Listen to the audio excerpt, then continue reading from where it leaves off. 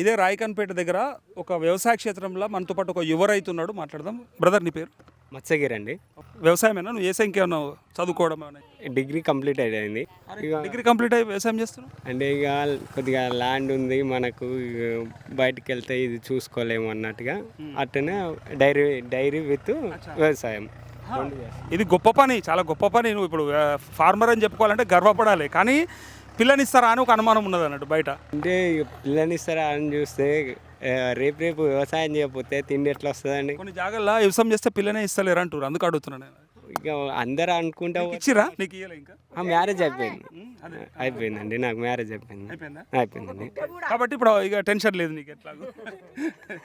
దాని గురించి అనేది రైతులకు ఇయ్యాల రేపు పిల్లని కూడా ఇస్తలేరు అని అన్నారు. చదువుకొని ఉద్యోగాలు చేయాలి, అమెరికా పోవాలి అని అంటారు కదా, అందుకోసం అంటే. కాదండి, కరెక్టు వేలా చేస్తే ఇప్పుడు జాబ్ల కన్నా ఎక్కువ చేసుకోవచ్చు కదా, మనీ ఎర్నింగ్ బాగుంటుంది. కరెక్ట్ పద్ధతిలో సాటిస్ఫాక్షన్ ఉంటుంది కదా. మళ్ళీ ఇంకో వేరే జాబులు చేసిన దానికి ప్రతిరోజు పోవాలి, అక్కడ ఏమి ఉండదు. ఇక్కడ మనకు రోజు 3 hours 4 hours చేసుకొని తర్వాతకి తిరగవచ్చు. ఆరోగ్యానికి ఆరోగ్యము, ఎంజాయ్మెంట్కి ఎంజాయ్మెంట్. ప్రకృతి పరంగా ఆరోగ్యంగా ఉంటాం.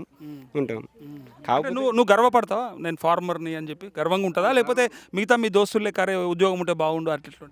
అంటే నేను గర్వపడతా, కాకపోతే అప్పుడప్పుడు అనిపిస్తుంది, అరే వాళ్ళు చేస్తున్నారు కదా. మనకు విషయం తెలుసా, చాలామంది మంచి ఉద్యోగాలు చేసి లక్షల జీతాలు సంపాదించి తీసుకొచ్చి మళ్ళీ గిట్లనే ఫామ్ హౌస్ కొనుక్కొని 4 ఎకరాలు చేసుకొని ఆ పశువులను పెట్టుకొని గదే కథ చేస్తారు కదా. ఇక మళ్ళీ గాడి కూడా ఎందుకు అని అన్ని చేసినా మళ్ళీ ఇప్పుడు ప్రకృతి కావాలని వస్తారు కదా. అందుకనే ఇక్కడనే ఉంటే బెస్ట్ అని, అందుకే ఇక డిగ్రీ కంప్లీట్ అయినా ఇట్లా వస్తుంది. మా వైఫ్కి MBA కంప్లీట్ అయింది. తనగిన నాతోనే ఉండి వ్యవసాయం ఇట్లా చేస్తుంది. అయితే ఇప్పుడు సరే, చదువుకున్న యువకుడిగా నీకు అంత ఐడియా ఉంటుంది. ప్రభుత్వ పరిపాలన పనితీరు ఎట్లా ఉన్నది? అంటే గత ప్రభుత్వానికి ఇప్పటికేమన్నా ఫరక్ ఉన్నదా? మంచిగా ఉండేనా? ఇప్పుడే బాగుందా? ఏమనుకుంటుంటారు మామూలుగా మీ యువకులంతా? ఇప్పుడు ప్రభుత్వ ప్రధానంగా వస్తే కేసీఆర్ ఉన్నప్పుడు ప్రజలకు కావాల్సింది చేసిండండి. రేవంత్ రెడ్డి ఒక ఈగో పోతున్నాడు. ఏంటంటే కేసీఆర్ మీద మేము గెలవాలి అన్నట్టు ఈగో పోతున్నాడు. సరే, చేసేటివి కొన్ని చేస్తున్నారు, కొన్ని హామీలు ఇచ్చిండు, కొన్ని తుంగలు దొక్కిండు, కొన్ని ఏదో 2-3 చేసిండు. ఇప్పుడు కాళేశ్వరం నీళ్ళు ఒక్క మేడిగడ్డ కాడ ఒక 2 పిల్లర్లు పోతే ఇంకా మిగతాయి ఉన్నాయి కదండి, ఇసిపెట్టవచ్చు కదా. ఇప్పుడు కేసీఆర్ గారు ఈ సంవత్సరం ఉంటే మాకు కాలువలు అనేవి మంచిగా అవు, ఆడికి ఆయన ఒక 2 సంవత్సరాలు నీళ్ళు వదిలిపెట్టిండు, మాకు చెర్లకు వాటర్ వచ్చినాయి. ఇగో ఇప్పుడు ఎల్లినో ప్రభావం వల్ల ఇట్లా ఉన్నది. ఇప్పుడు ఎంత దారుణం అయిపోయింది పరిస్థితి. అదే ఇప్పుడు ఆ కాలువలు వదిలిపెడితే కనీసం ఎలుగడ పంటలు కాకుండా మేము వరి అన్న పెట్టుకునేటోళ్ళం. కావాలని ఆ మేడిగడ్డ పిల్లర్ ఒక్కటి చూపెట్టి నీళ్ళన్నీ ఇప్పుడు లక్షల క్యూసెక్ నీళ్ళు గోదావరి ద్వారా సముద్రంలో కలుస్తున్నాయి. ఒక రైతుగా మీకు ఐడియా ఉన్నది, రేవంత్ రెడ్డికి లేదంటవా? ఆయన ఏదో కేసీఆర్ రక్తం జల్లి చేస్తా అన్న అది ఇది అని మాట్లాడుతున్నాడు. పంచిండా మరి ఎవరిదన్నా? మరి నేను అంటున్నా, ఎన్ని ఊర్లకు కోసి పంచుతాడు ఆయన? ఎన్ని ఊర్లకు వచ్చిందా? నీకు ఎన్ని లీటర్లు పంపిండు? వస్తే నాకు కాలు వచ్చి కదా, రాలే కాబట్టినే నాకు ఇప్పుడు పొలం గిట్లా ఏం బాగా అన్న మాట కరెక్ట్ అనిపించిందా మీకు? లేదు, ఆయన ఏంటంటే గెలవనీకి అట్లా మాట్లాడుతున్నాడు, కానీ ప్రజలకు మంచి. ఆయన ఇప్పుడు ఆ వాటర్ని ఉపయోగించి చేస్తే నెక్స్ట్ ఇయర్ నువ్వు మళ్ళీ మంచిగా సీఎం అవుతావు కదా. పని చేస్తే అవుతావు కానీ గసోటి మాటలు అంటే అవుతావా? మాటల ద్వారా ఎందుకు, పని చూపెట్టు.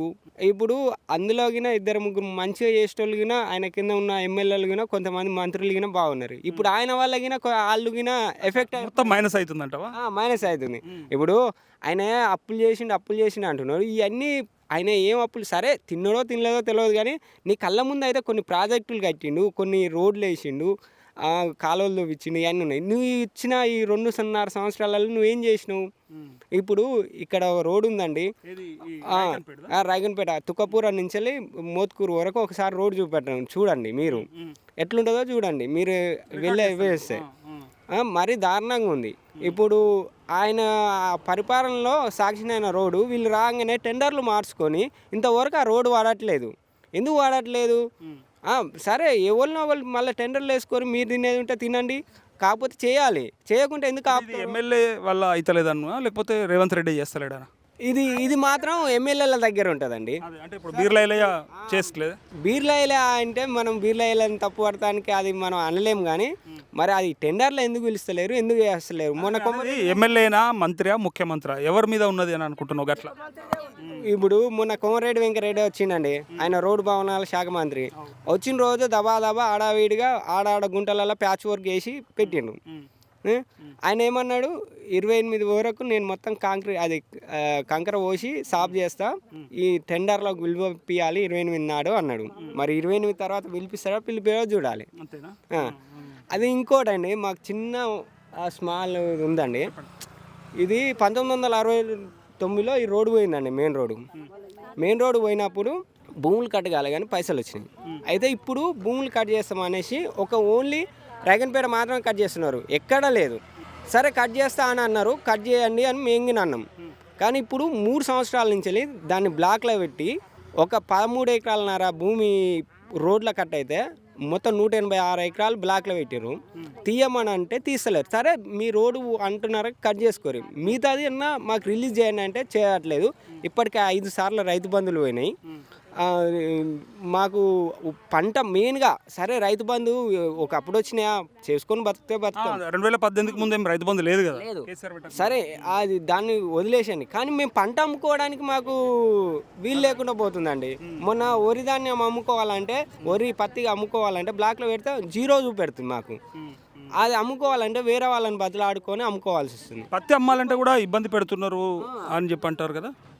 అదొక CCA దగ్గర యాప్లు ఈ బుక్ కావడం వల్ల ఇది యాప్లు ఎందుకు అదొకటి. సరే యూరియా బస్తాలతోటి ఇప్పుడు ఒక రైతు ఉన్నాడండి, ఇప్పుడు పొద్దున్నాక పని చేసుకుంటాడు, ఆయన యాప్లలో సతమతం అయ్యి టైం గుర్తుండదు.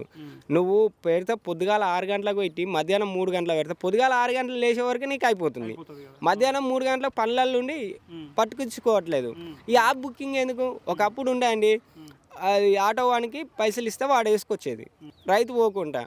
రైతు ఇక్కడ ఏమైనా పని చేసుకునేది ఆటో వానికి ఇస్తే చేస్తురా మళ్ళీ కేసీఆర్ రావాలని. కేసీఆర్ మంచిగానే చేసినండి. అసలు ఓడిపోవడానికి కారణం ఆయనకు కింద సలహా ఇచ్చేటోళ్ళు ఎవరైనా ఉన్నారో లేరో తెలియదు. ఒక ఎమ్మెల్యేని, సిట్టింగ్ ఎమ్మెల్యేని ఒకేసారి ఒక తాన 3-4 సార్లు ఇస్తే అది మైనస్ అవుతుందండి, అయిపోతుంది. కంపల్సరీ గొంగిడి సునీతకి ఇచ్చేది లేకుండే మొన్న 100% ఆమె కాకపోయి ఉంటే గెలిచేది. తెలుసా, ఈమె మాకు చేయట్లేదు కదా, ఈ ఒక్కసారి ఈమెను మార్చేద్దాం, ఈ ఒక్కది పోయినంత మాత్రం కేసీఆర్ పోతాడా అని అన్నట్టు అందరూ అదే ఆలోచించిండు. ఇక్కడ ఇట్లా అక్కడ గాదర్ కిషోర్ది అట్లా ఆలోచించడం వల్ల అక్కడ గాదర్ కిషోర్ అయితేనే పోయిండు, ఇక్కడ ఈమె అయితేనే పోయిండు, పోయినండి. 15-20 దాకా అట్లనే పోయినాయండి. ఒకవేళ సిట్టింగ్ ఎమ్మెల్యేని మార్చా ఖచ్చితంగా కేసీఆర్ గెలిచేటోడు. Thank you brother.